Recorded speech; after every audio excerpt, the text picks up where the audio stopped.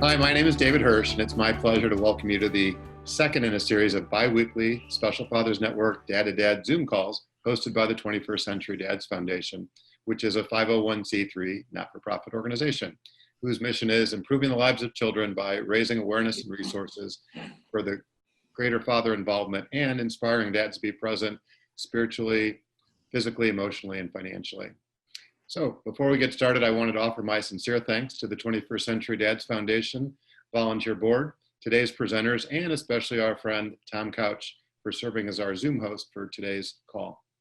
Incidentally, Tom is the editor of and producer of the Special Fathers Network Dad to Dad podcast. As a side note, last month, May, was a milestone month for the podcast. We produced our 100th episode, and May was the first month that we went over 1,000 downloads or listens. So thanks again, Tom, for all the work you do with the podcast. Here's a quick run of show for today's Zoom call. I'm going to ask our presenters to make brief personal self-introductions, and then we'll ask each of them to make a brief presentation about their topic, estate planning for Brian and financial planning for Rob. And then we'll follow up their presentations with some Q&A. And I hope that we'll be able to wrap up within the hour. So if time allows, we might actually break into breakout groups as well. So tonight's topic, estate planning and investments. Next to loving your family and being present, one of the most important things you can do is to provide for your family. Regardless of how much you make, it's important to have a plan, more specifically a financial and an estate plan. So let's get started. We'll go in alphabetical order.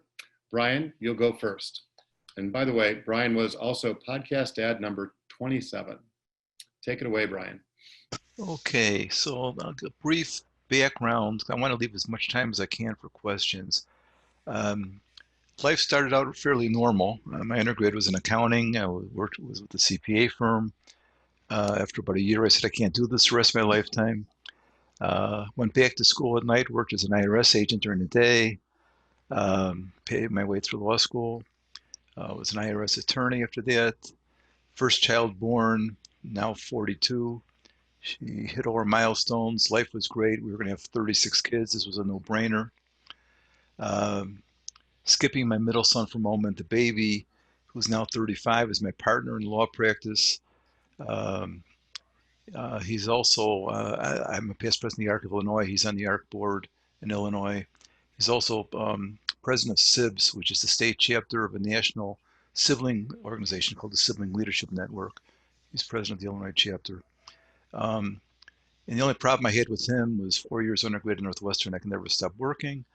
The good news is he was on scholarship for law school. Bad news is I paid for his post-law school LLM, his graduate law degree in tax, but I think he's done now because he has 2 little kids running around the house. In the middle came Mitch, who's now 39, and it's a story that's probably familiar to a lot of people on this Zoom. He was a few months old. My wife said something's wrong. He's not doing what he's supposed to be doing. I said, back off. No 2 kids are the same. Girls are faster. I didn't listen to her. We've been married 43 years. I still don't listen to her, but she's usually right. And we did the doctor hopping. You know, we're going to find a doctor that has all the answers or has the cure or whatever it is. And then we go through a guilt stage. You know, why is this happening? And of course, I went to college in the 60s, so there's a lot of things that could be explaining. You know. Finally, you settle in. I was an estate planner in private practice at the time down in downtown Chicago. And this was early 80s, and nobody talked about special needs planning. It was a new frontier. The landmark cases that opened up the door to special needs planning really was 1981, 1982, right around when Mitchell was born. So I started dabbling in it. He had to leave downtown, be closer to home, be with Mitch, because we're in suburban Chicago. Opened up a practice, estate planning practice. And little by little in those few years, it got to be where more and more of my clients were his fellow parents and families. I went into a firm where my book of business was heavily special needs planning, but I ran the estate planning department for a 60 attorney firm.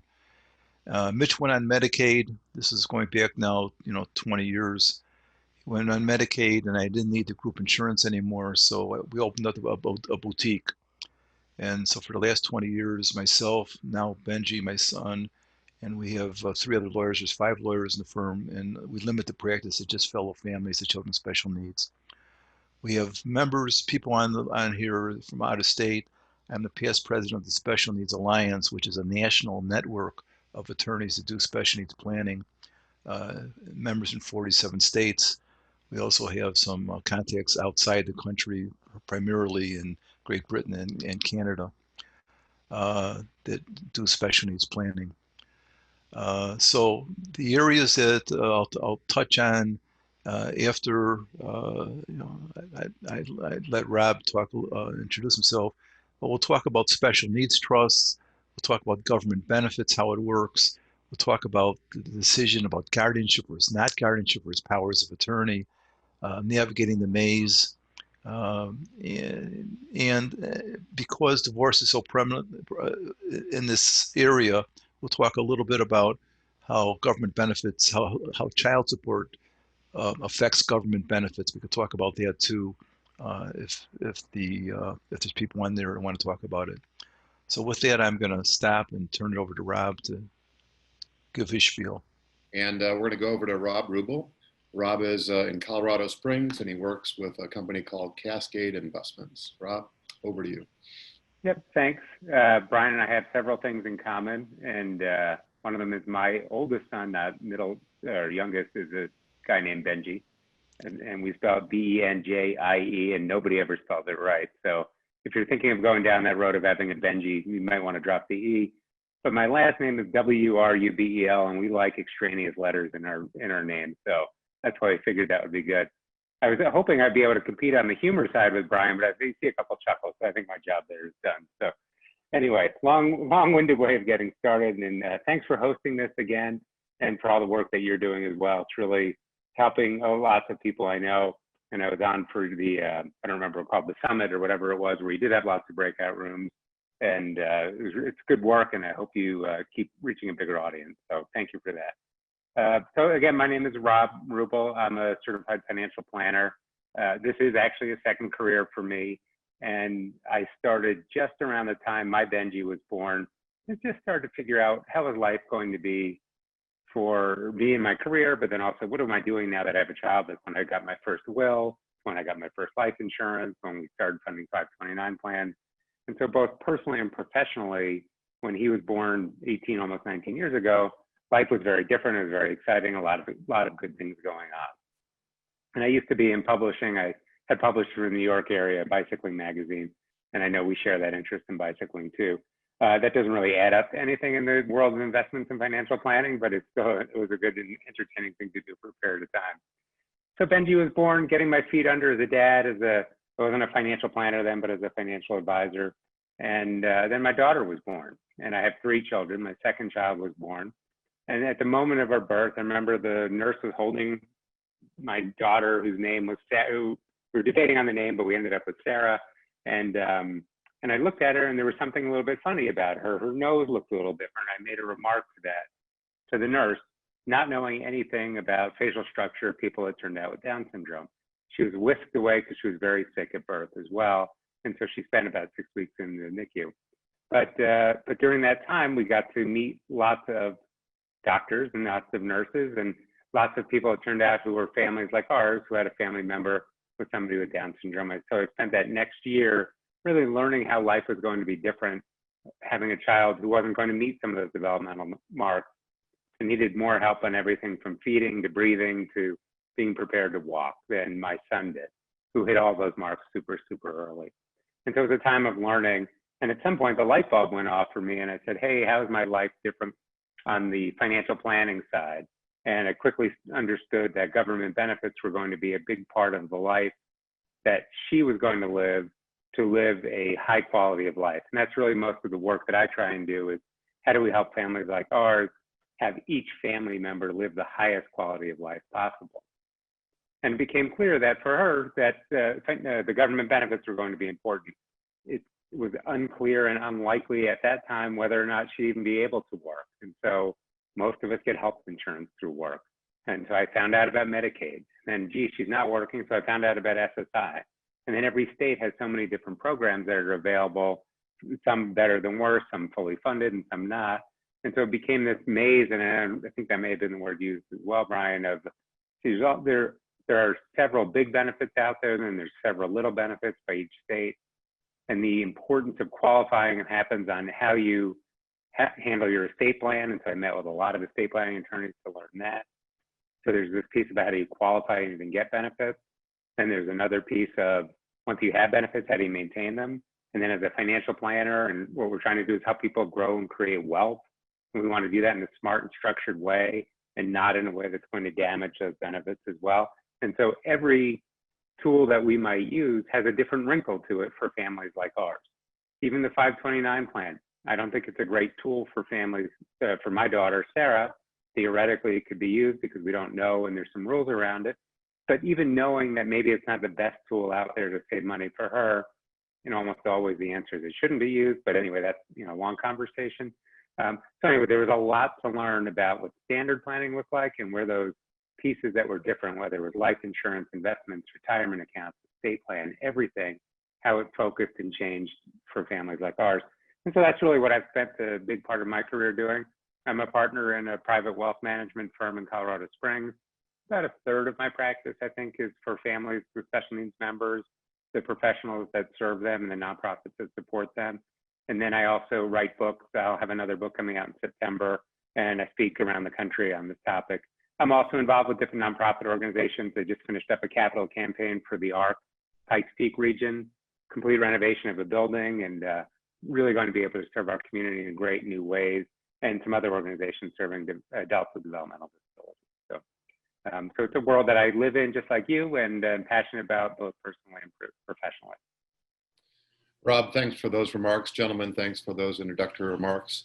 So let's take a deeper dive. I'd like each of you to spend 5, no more than 10 minutes making a brief presentation for what you think are some of the highlights, knowing that some of the dads have super young kids that are at the beginning of their journey as far as thinking about financial planning and estate planning. Others are seasoned dads, for that matter. And we're going to sort of stir up the middle and not try to make a one-size-fits-all presentation, but to hit the highlights and maybe pique some people's curiosity or interest. And then I hope we can spend most of the time, the remaining time, in the Q&A session. So Brian, back to you. Okay, so first of all, you said 5-10 minutes, but then I'm unmuted and you're talking to a lawyer, so good luck. Right. Remember, Tom, you on can a complicated topic. You can mute him, Tom. All right, let me start by saying when clients come in and we get a little background of who they are before they come in. I want to know the nature of the special needs. I want to know about other kids, the grandparents. I want to know the whole picture, what their financial situation is. And as David said, no two kids are the same. And it's not cookie cutter. I mean, no two kids are the same.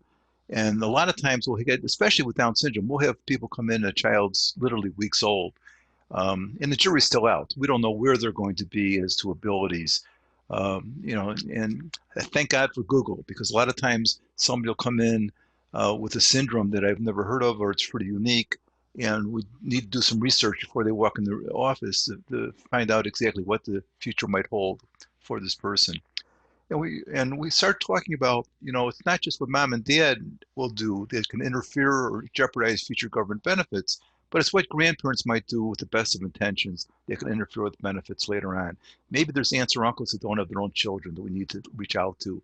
So we also talk about how do we reach out to educate the extended family. We also then will start off by talking about and it brings in Rob's area, is what? You have to get your own house in order. If you're going to plan, if you're going to try and leave a protected reserve fund for this child, you can give them 100%. 100% of nothing is not going to do anything. So you need to really take care of your own house as you're trying to, because you're really planning for retirement, not just for mom and dad, but for a third person. You're really planning for 3. So first of all, we'd start talking about, depending on where they are, what government benefits are available even before 18.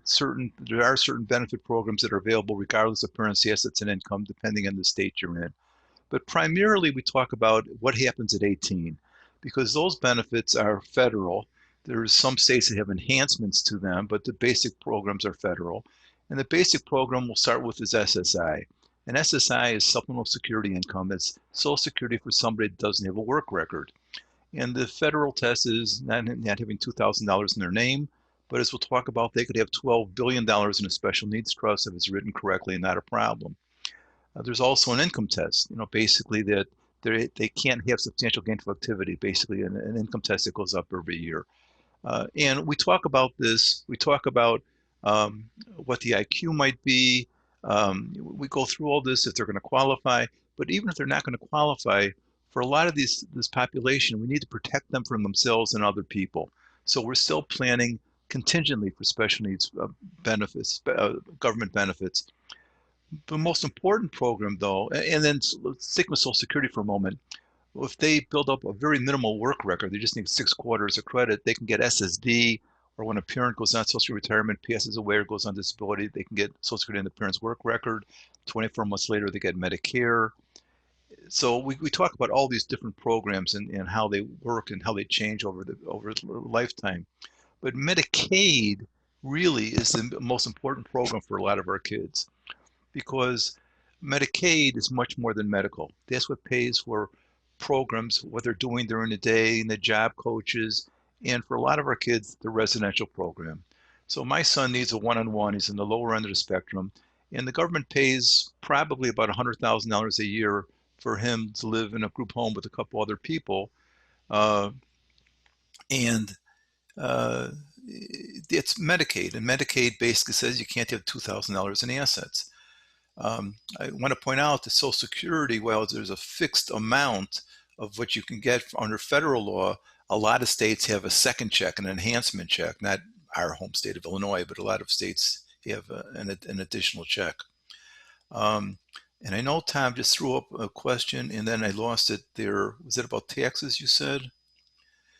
Special needs trusts pay taxes, yes. So special needs trust, there's different kinds of special needs trusts. There's 2 main kinds. There is a third-party trust. It's commonly referred to as a third-party trust for gifts and inheritances that's set up by people.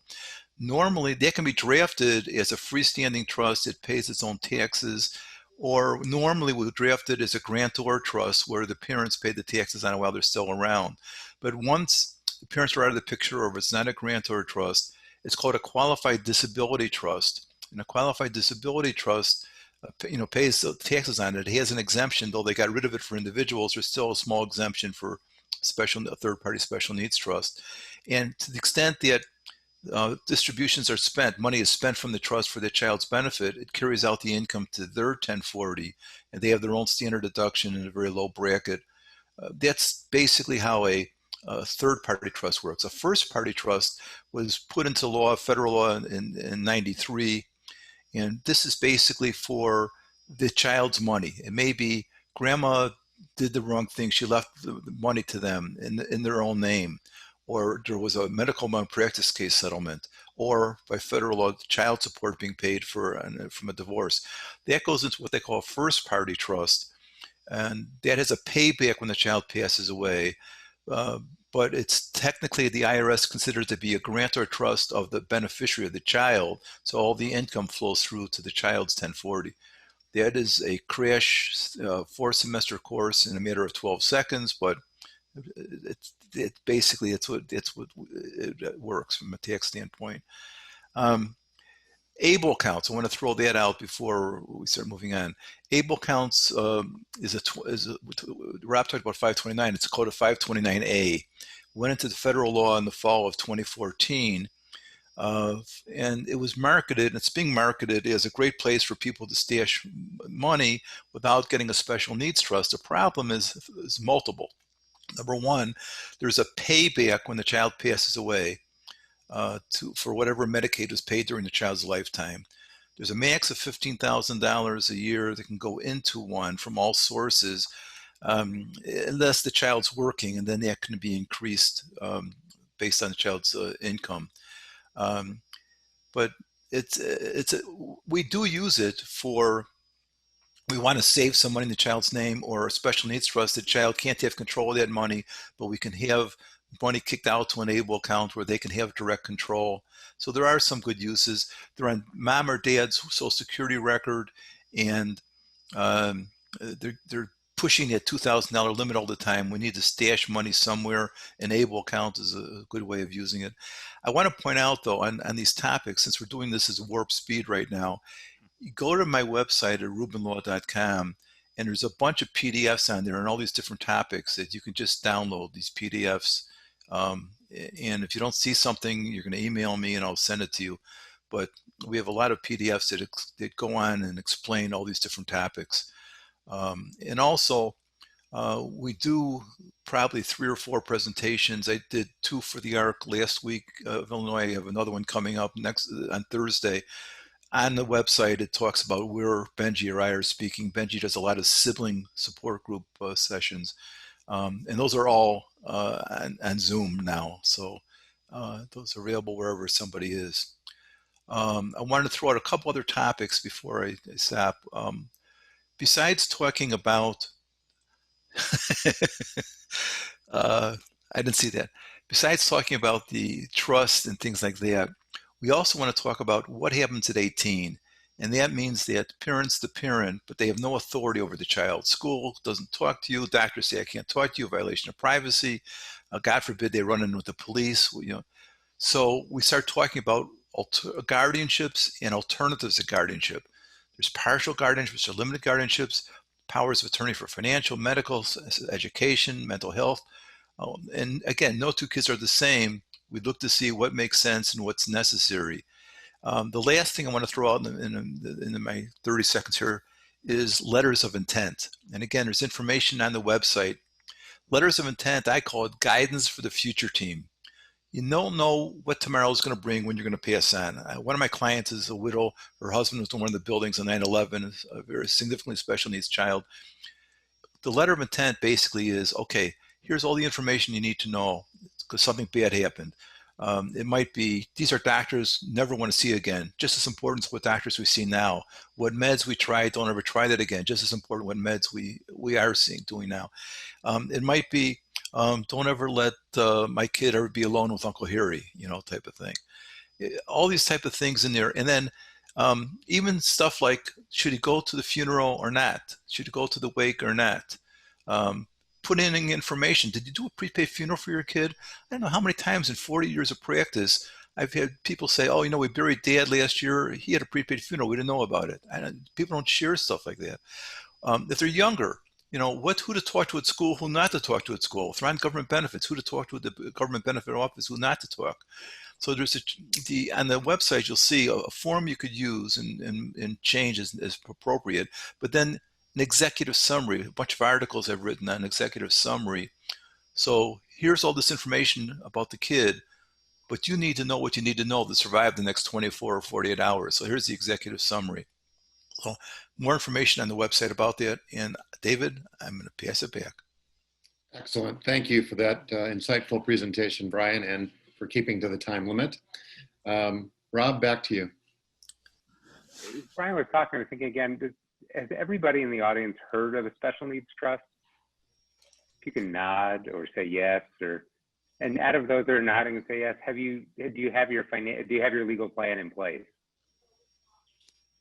Yeah, so I hear that a lot. And so when I speak, I would say on average, about 50% of the audience has heard of what a special needs trust is. So in terms of even who knows what this is, a higher amount. But then there's this much larger segment that hasn't done anything about it, and it's usually in about that 10 to 15%. So it's almost the same numbers every time when I speak with people.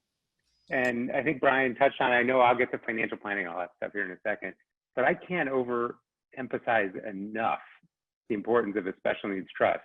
The work that we can do for people is help them figure out strategies for how to get out of debt and how to save for their own retirement and create a spending plan, and then fund in different ways, whether it's family saving or using a house to fund a trust. There's lots of different ways to fund a trust down the road. And how do we create a pool of income that can be used to support that second life, the second generation? All of that work, and much of that work, is wasted if the legal structure is not in place. And I think Brian talked about it too. There are benefits that are worth well, gee, $100,000 a year for 10 years is $1 million. I can do that math. I think we can all do that math. And if it's 20 years, it's $2 million, right? The $3,000 to $10,000 or whatever it is to get your legal plan in place is the cheapest in a way to get big return on money that I know of. And so I really strongly consider you to accelerate your thinking about getting that done. And again, I'm not a lawyer. I send lots of people to lawyers because I think it's such an important part of the work that we need to be doing when there are literally millions of dollars sitting out there that we could lose by leaving it something as small as $25,000 to our family members. Now, there's strategies to get out of it and everything, but it's why waste the money on the front end? The next question I have is one I don't ask, but I'm going to start. Does anybody out there have an idea of what we do as a financial planner, or is it sort of like a mystery? Like, sort of, okay. I hope that you would know, David, as somebody who does what I do for a living as well. And I'll get to it in a second. But one of the things that we do is really help people figure out where are they today, financially, sometimes emotionally, sometimes in terms of goals in life, just kind of where are we today and where do you want to go down the road? We always have to talk about retirement and map a strategy there, because retirement will also be the time in our lives where we need a big bucket of money to be able to live in the lifestyle we're used to. That's why you hear so much about retirement. We need a path to get there. So as a financial planner, we do more than that too. We look at how do we get out of debt for some people, because it doesn't make sense to put money into a retirement plan if you're then running up a credit card. We don't want you to make 8% when you're losing 24% every year. And so that might be part of the work that we do. We like what's called holistic planning. So we're trying to figure out for every family member, what is their path? What are you trying to do? Are you going to help support education for children? Is there a need to fund a special needs trust? And so a big part of the work we do on the front end is kind of like a newspaper interview. I know nobody reads newspapers anymore, but if you think of the reporter with a notebook out there, kind of like Columbo, we ask a lot of questions. Columbo is totally dating me, by the way. But somebody isn't recognizing that one. We ask a lot of questions because we're just trying to find out, what is it you're trying to do? What are your resources to get there? What's been getting in your own way? And then we can step back and say, here's from our experience some things that might be able to help you. That's what I really look at the job of a financial planner is on the front end is very much a questioner of trying to figure out from the outside what somebody's trying to do, and then put the technical pieces in place to be able to get there. When people come into my office, they usually come in with their kind of hunched over and they don't look comfortable. They're a little bit nervous about talking with a professional. They know that in many cases, they haven't done what they felt like they needed to do to be where they want to be in life, which is why they're coming in to see us in the first place. Or there's some gap that's missing that they're just nervous about. And I'm sure it's the same in all of your offices too, that people work here. Usually within 15 or 20 minutes, you can see people just start to relax a little bit, because the power of working with somebody who has some experience in it is that we can transfer our knowledge to you and help you get to where you want to be a little bit faster. That's a plug for financial planners, CPAs, all the people in our industry. And then we know how to pull in other people. So when somebody comes to my office and they're talking about special needs planning and they don't have a trust done, guess what? Hopefully by the end of that appointment, I've given them phone numbers of people to get in touch with. And again, what we're trying to do is have each family member live a great quality of life. And that's really what I look at my role as a financial planner. A lot of people look at our role as a number cruncher, which is why I'm not a CPA. It's why you're not a CPA. They spend a lot more time with government, calculations than we do. I like to spend a lot more time with people. The technical piece of what we do, whether it's setting up an IRA or helping somebody manage putting a pension plan in place or investing on a daily basis, I'm just, hopefully after a period of time, you become good at that as an expert. The harder, more difficult part is really the helping people get to where they want to be. And that's if you can find the right team to be able to do that, really jump in and do that. So I'm not sure if I want to get too much into the technical piece, because really the message I think from here, and we can talk about that as a question, and I'll answer some that I see coming up here, is the faster you can get pieces in place, the better your life will be. And we see that for typical families that are trying to save for retirement and they're putting in 2% a year and it's not going to cut it and they know it. And if we can start to edge them up over a couple of years to saving 5, 10, 15, 20%, and they see their portfolio value grow just from the money they put in, that part of their life stress sort of disappears a little bit. It's like people who wait until the last minute to pay, do their taxes. They've lived with having to get all that tax filing done all the way till September, when they could have gotten it done in April and enjoyed the summer without having to have taxes in the background. So a lot of what the work we do is try and get people to lift off a little bit, really to get going on their plan. And like I said, whether we're trying to help people get out of debt, save or invest the money they've already put together, look at the right kinds of strategies to fund a trust. Those are all technical pieces. They tend to all fall in place as we do them in order. And so that's why, to plug my book there, I have a book, Financial Freedom for Special Needs Families. What I do in that book is try and lay out the order for it. One of the most important pieces, obviously, is the special needs trust. The part that nobody wants to do before they go to meet with their attorneys, get all their stuff in order. And so just get that together, even if it's for a little period of time. But then you can have somebody help you take a look at what you've got and hopefully put you in the right direction. So that's kind of the work I do. I'm, again, investments, insurance, but the most important piece of it is how do all these different things kind of fit together. So I don't really know. I guess with the questions, we can just both jump in, but I don't know if you want me to address anything else before that. Thank you, Rob. I really appreciate your time and many insights as well. And we're going to go to the Q&A session. And what I'll do is I'll kick off with a couple of questions. And these questions are directed at both of you. And I'll give you each a chance to answer both questions. And then we'll open it up to Q&A. There may be some questions that are coming in by chat, so I'll let Tom handle those first. And then we'll just open it up. I think we have a small enough group where people just raise their hand. Tom can unmute so that it won't get, it won't be a free-for-all. So the two questions I wanted to ask each of you, Brian and Rob, are when should somebody start with a financial as well as estate plan? And then secondly, what's the biggest mistake that you see that people make? And if you could limit it to one or maybe two mistakes each, that would be great. So Brian, back to you. First, when to start, you can't start early enough. Why? It's not just what you're doing that can mess up the future. It's what grandma, grandpa, other family members are doing. They're putting savings bonds away. We don't know. Grandma says, I don't care. I'm not leaving anything to my grandchild. I'm leaving it to you, the parent. But I don't know if you pass away before grandma, it goes to the child, interfering with benefits. You can't start early enough. And as Rob would say, you talk about retirement. When you start planning retirement, day one. And because if you start planning your retirement when you're 55 years old, you're not going to have enough to retire. You're going to keep working. You got to plan. I want to before I get off that, I want to talk about the mistakes. But one other thing I want to add on is it's so important, as Rob said, to go to, if you're talking about a special needs planning attorney, going to somebody that does it a day in and day out. That's why there's two major organizations, the Special Needs Alliance. That's the one that I'm a past president of. That's by membership, by invitation only. Vetting. Most of the members are parents or siblings. And if there isn't one in your state or close by you, the other one is the Academy of Special Needs Planners. It's also a national organization. Anybody can join, but at least in Illinois, I know most of the members, and you should be okay. Second, not all special needs trusts, third-party special needs trusts are treated equally, are created equally.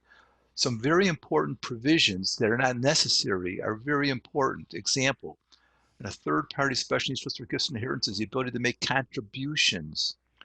In Illinois, if you don't want an 8-person group home, but you want a 2 or 3-person group home, that trust has to have the ability to make contributions to the agency, and that's got to be in the document. You can't do that in a payback trust, but you can do that in a third-party trust.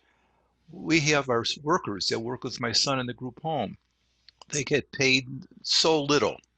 We want a provision in there that allows typical gifts to people that are support. A provision that says that we consider this to be for my son's benefit to make gifts to people that are working for him, whatever. Those type of provisions. Grandma's going in a nursing home. and she doesn't have any money left. It's going to be spent down to pay for grandma. She could put it into a third-party special needs trust with certain language. She qualifies for Medicaid. The money's there for the grandchild. There's so many things like this, opportunities. You can't go to just a general practitioner or a general estate planner. Go to somebody that does it. Those are two national organizations that a good shot at finding somebody good. If you can't find one of those two people, one of those two organizations, you should. But if you can't, the third organization to go to is National Academy of Elder Law Attorneys, NALA. They have similar type of a background.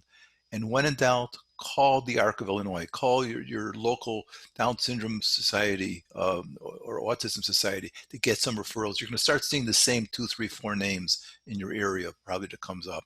But who's an expert? Our members in Idaho, if they do 10 trusts in a year, they may be the expert for Idaho. You know, they're not in a metropolitan area like us. Is a different story. But still, you want somebody that concentrates in there.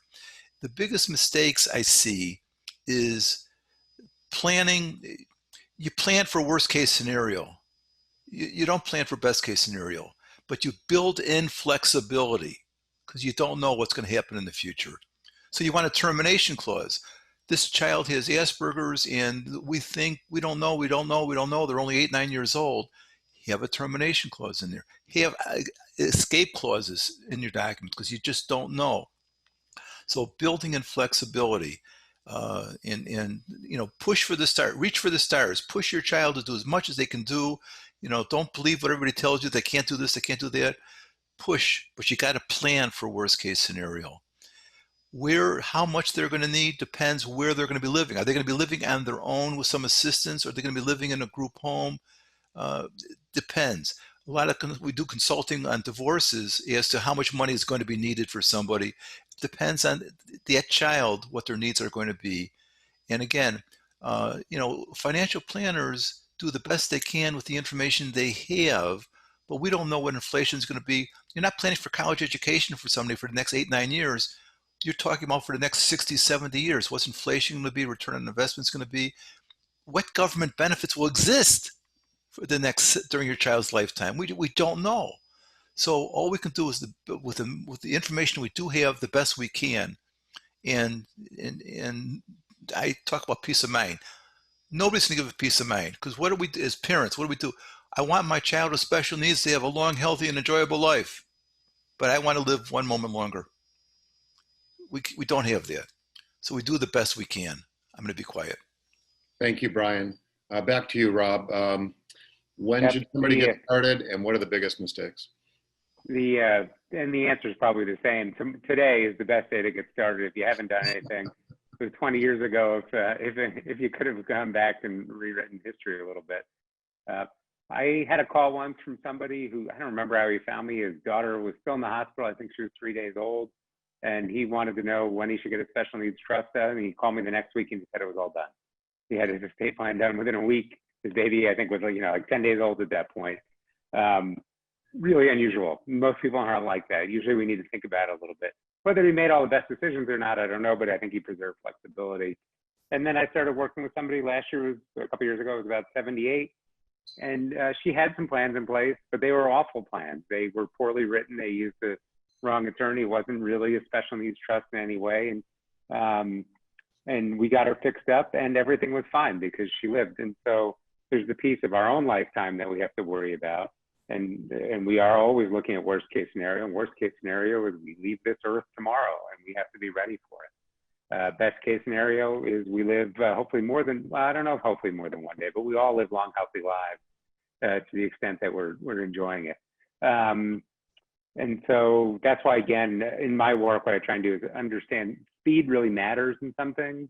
And I think speed matters in terms of getting a trust done. Now, there may be some hurdles around it. There might be financial hurdles in terms of how to hire and get somebody. And there may be lots of conversations that have to happen with extended family, but it does matter quite a bit, I think. That is also true in certain elements of financial planning. Some of them just take a long period of time. So when somebody wants to save for retirement, we want to be doing that over a 20, 30, 40-year work history, whatever it happens to be. But it's that commitment to do something tomorrow or within 30 days from now. I think that's so important. And so There's no right time to do it, but in some of these things, just having it in place. And then you learn. That's the great thing about getting anything done. We manage 401ks for a number of organizations. And when I speak to the groups of people, there are many people in there who are within their first, called 5 years of work right out of college, who haven't ever invested before. And I often tell them, it almost doesn't matter what the market does with that first 6 months or a year of money you put in. You're going to get a huge education in how markets work if you look at it once or twice a month. Markets go up and they go down. And how do you manage your emotions around that when if you can learn that in your 20s and 30s, will be so impactful for maintaining wealth when you're in your 50s and 60s and later. Because those experiences of not jumping in and out of the market when you can't understand what the timing is going to be, and understanding how over time markets typically do well is huge. And the earlier you can learn it, the better. And also it's just fun to watch money grow. I remember as a kid just taking my pennies in my coin jar and bringing them down to the bank. They used to stamp your book with how much money and interest you got in there. I wish they would still do that. When my kids were saving, I was trying to find passbook savings and nobody does it anymore. It's just not as much fun when they pick up their phones and say, oh, I have, 38 cents now and I got 0 interest on that. But, learning the joy of seeing money grow is something that serves people well over time too. So it's never too late to start. Biggest mistakes, God, I've seen so many. On one hand, the biggest mistakes I see are people way overspending. And it's just so hard not to in today's world. And sometimes we feel like we have to, especially for our family members with disabilities. We want to do everything we can right now. And I see this actually in some of the trusts we manage as well, that people want that money spent quickly because they want to make huge changes in quality of life right away, which is a great and very emotional decision. It's wonderful.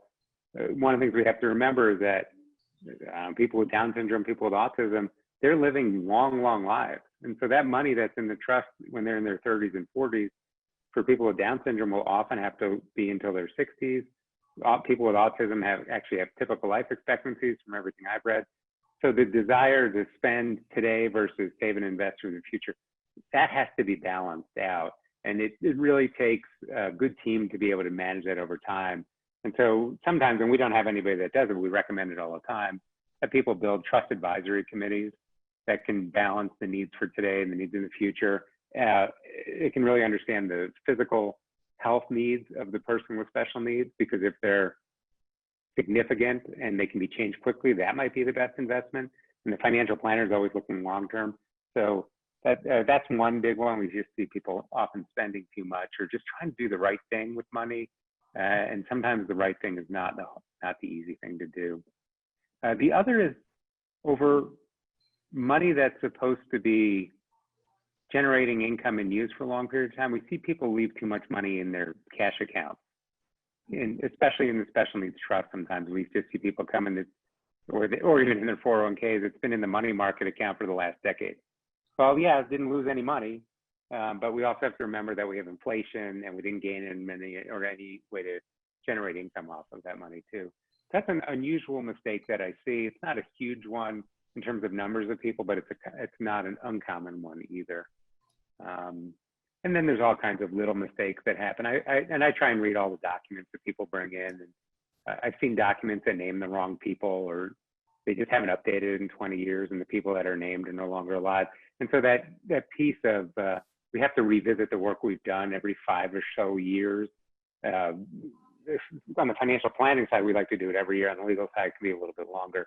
We see mistakes just from people forgetting about everything that they've done. So.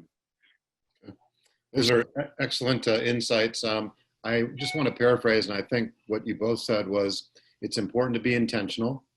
And I think it's helpful if you set goals, not just like financial goals, but I want to get something done by a certain date, 30 days, 60 days, 90 days, so that you're holding yourself accountable. That's just little ways of getting things done. So I'd like to go to Tom and ask if there's any questions in chat that you can pose. There are, David. The first question is a dad who's concerned about the government stimulus check for special needs kids. our son is supposed to be receiving $1,200. Is this going to endanger his benefits? The federal government has said that the stimulus check was not considered to be income for purposes of benefits and is also not a resource for 12 months. Most states have piggybacked on that. Illinois has piggybacked on that it's not income or assets for that. If it's not spent within the 12 months, then we have to move it either to a first-party payback trust or an ABLE account before the 12 months expire. I do love the ABLE account here for families that are managing money and spending what they're normally getting on SSI, and all of a sudden a lump sum came up. Yeah, first party trust or pooled income trust can be another way to go. Obviously, if there's an immediate saving, or not savings, but spending need, that would be useful money to use as well. And the ABLE is not perfect, and so you want to look at it and make sure it fits your situation. But we've set up or helped some of the families we work with put this money into the ABLE as a way to do two things. One is to preserve that asset longer than the 12-month period of time. And then two, where family members are able, I think that's why they call it the ABLE account, capable of accessing that money and maybe learning to spend a little bit on their own with relatively small dollars. Not that $1,200 is small dollars, but if there's mistakes at $50 and $100 here on the ABLE, at least they're learning how to spend money. And so we like it as a funding mechanism for the ABLE. I want to point out that you could pick any state ABLE that accepts out-of-state people. There are certain ABLE, and there's a couple websites that you can compare different state ABLE accounts. Some are much easier. The first one out of the box in 2014 was Ohio.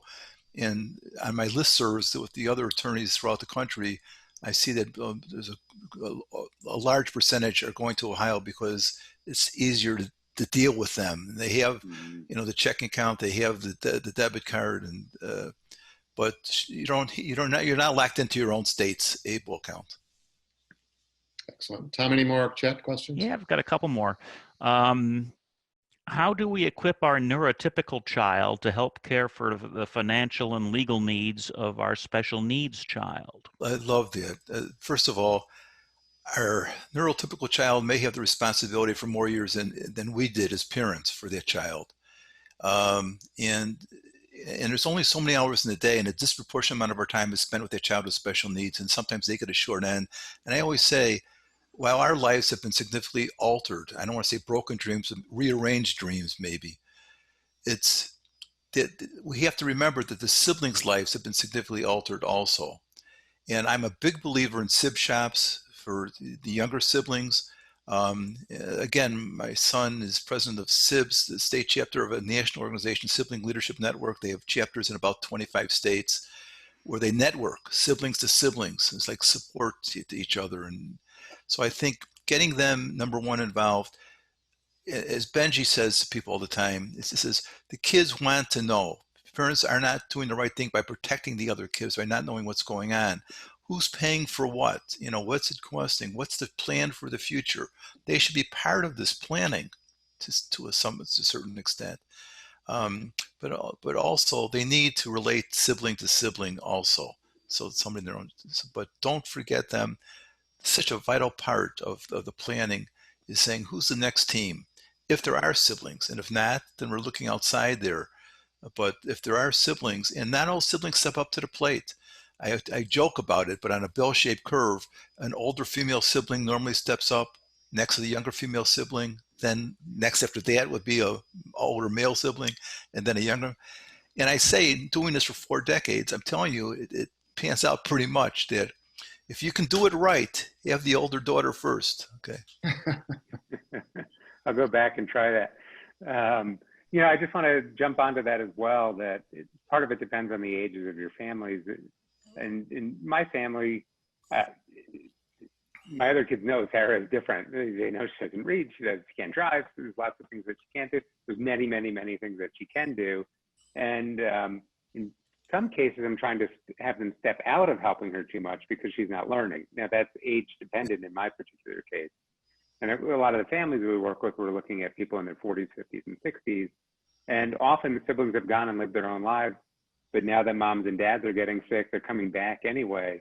And they are stepping into those roles in different ways. And there's different roles there. There's the financial oversight role often, and then there's the more guardianship, taking care of the person role. And in both cases, siblings don't have to do all the work. They can oversee all the work and be siblings, or they can jump in depending on their relationship and what they're good at as well. And so there's not necessarily a right model.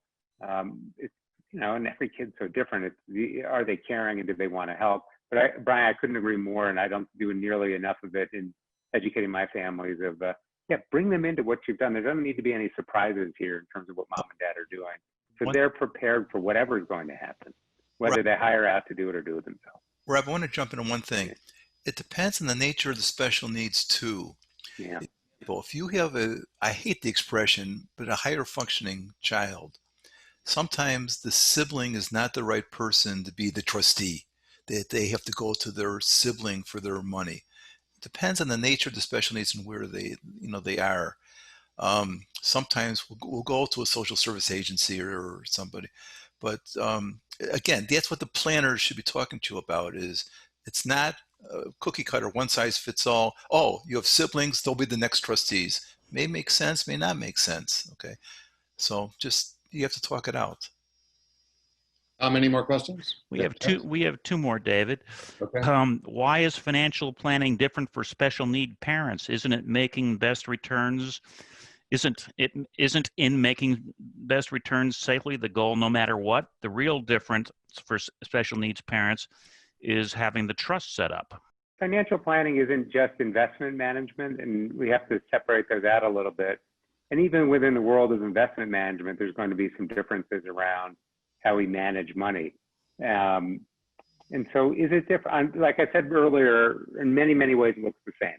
We're using, in some cases, the same exact retirement accounts or same investment accounts, but everywhere we look, there are differences. And so I can't run through them all, but to give you an example of, should you even be saving in a traditional IRA or traditional 401k versus a Roth IRA or a Roth 401k, can be a significant difference in how much value is created that goes into the special needs trust because of the taxes that could be due on that trust. So tax planning, not taxes, but tax planning as part of investment and financial planning can be very different in how we're trying to create assets. So that's just one simple way. One of the things is how we're dividing the pot between the kids. It's not traditional planning.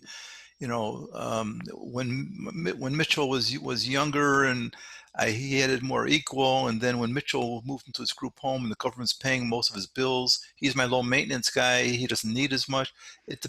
Things change, okay? But you also don't know what the government's going to do in the future, so you always want to have the reserve fund. So it's dividing the pot, I think, is very important. And also just the fact that we need, regardless of the nature of special needs, we still need to protect them from themselves and other people, and that's lifelong. It's just not until they're 18 or 20. And there are other issues involved. There's asset protection. Obviously, the special needs trust does that, but life insurance has a role. I'm a term life insurance person, but in some cases, which particular tools we use, Roth IRA, life insurance, investment accounts, house, property, there's all different ways to get to very similar end games, and part of it depends on people's personal experiences, part of it depends on their level of risk, and part of it depends on what assets they have to be able to put in play. There's a lot of different ways to get there, and because we do have this goal of funding a life for somebody who will potentially outlive us, or while we're alive, we're paying for a whole different person. The amount of money that we probably should and want to be able to put to those goals is a little different. But again, it's all about balancing trade-offs. What are the big goals? And so at the front end of that, unless we know that, we can't answer the question of, should we restrict our lifestyle today to fund more for the future, or should we just live our lives as we were planning to anyway? Rob, there's questions I see in the chat box I want to address. I see it in there. One is about if you get turned down. If you get turned down for government benefits, it's one of two reasons: either not proving disability, or there's assets.